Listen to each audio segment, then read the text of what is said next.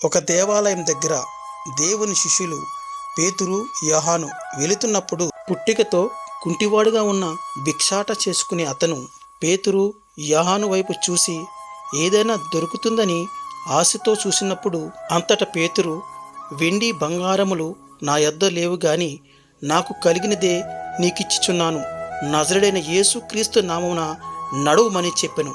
వాని కుడి చెయ్యి పట్టుకొని లేవనెత్తెను. వెంటనే వాని పాదములను శీలమండలను బలము పొందెను. ప్రజలందరూ చూసి ఆశ్చర్యపడిరి. వాడు దిక్కున లేచి నిలిచి నడుచుచు గంతులు వేయుచు దేవుని స్తుతించుచు వారితో కూడా దేవాలయంలోకి వెళ్ళెను.